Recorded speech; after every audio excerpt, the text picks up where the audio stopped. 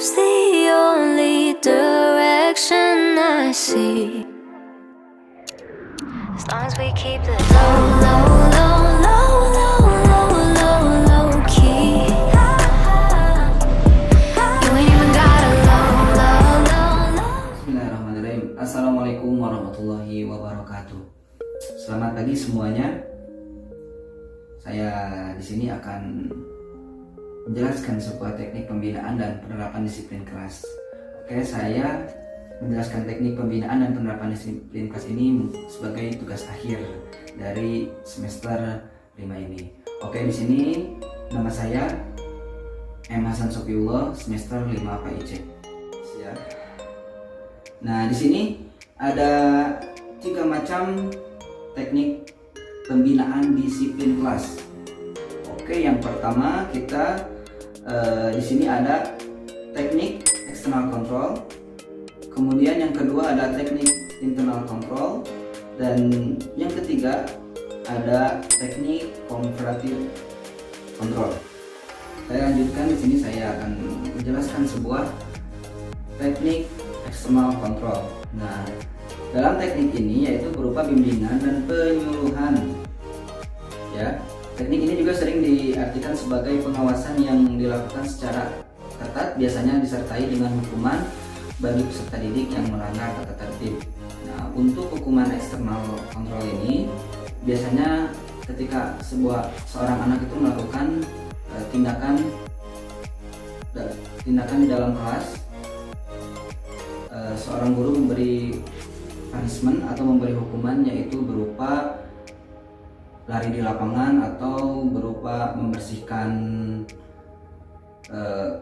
toilet atau yang lainnya. Kita lanjut ya. Yang kedua yaitu teknik internal control. Teknik internal control merupakan kebalikannya dari teknik external control. Teknik external control mengusahakan agar peserta didik dapat mendisiplinkan diri sendiri di dalam kelas. Nah, dalam teknik ini peserta didik didasarkan akan pentingnya disiplin. Sesudah peserta didik sadar, dia akan mawas dirinya serta berusaha mendisiplinkan dirinya. Jadi teknik ini pun mengandung introspeksi diri. Lebih jelasnya seperti itu. Teknik ini sangat disarankan untuk digunakan oleh guru-guru dalam membina dan disiplin peserta didiknya, apalagi untuk di zaman sekarang. Karena di zaman sekarang itu ketika kita memberikan hukuman itu menjadi serba salah terhadap anak didiknya, atau lebih dibilangnya seperti ngeyel gitu. Nah, ketika melakukan sebuah teknik ini, otomatis seorang murid atau seorang guru itu hanya memberikan sebuah binaan atau memberikan sebuah peringatan sehingga peserta didik mengingat akan kesalahannya. Nah, oke, next ya, kita akan lanjutkan teknik pengadilan kontrol atau yang disebut dengan comparative control. Dalam teknik ini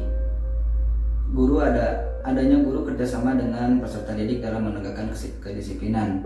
Jadi kedua belah pihak ini harus menunjukkan adanya kesadaran akan tujuan bersama dalam proses belajar mengajar yang mereka laksanakan.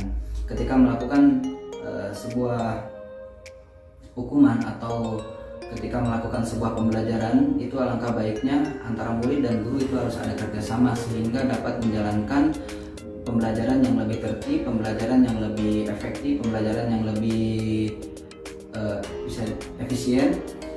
Untuk penjelasan yang terakhir, kita ambil kesimpulan dari ketiga metode ini perlu adanya kolaborasi antara 3 metode tersebut. Yang pertama external control, yang kedua internal control, dan yang ketiga, yang terakhir comparative control. Kita dapat memilih external control, yaitu yang baru kena atau dapat pelanggaran. Yang kedua, untuk hukuman selanjutnya bisa dilakukan dengan internal control, yaitu dengan memberikannya hukuman di dalam kelas. Dari kedua metode ini dapat dilakukan atau sebuah evaluasi dengan melakukan metode yang ketiga, yaitu comparative control. dengan memberikannya pemahaman dan perlu adanya kerjasama, yaitu untuk mencapai tujuan belajar dan mendapatkan ilmu yang bermanfaat. Demikian penjelasan dari saya mengenai teknik pembinaan dan disiplin kelas ini. Mohon penjelasannya yang lebih singkat ini, untuk lebih jelasnya bisa dilihat dari referensi lain atau dari video lain. Sekian dari saya. Wassalamualaikum warahmatullahi wabarakatuh.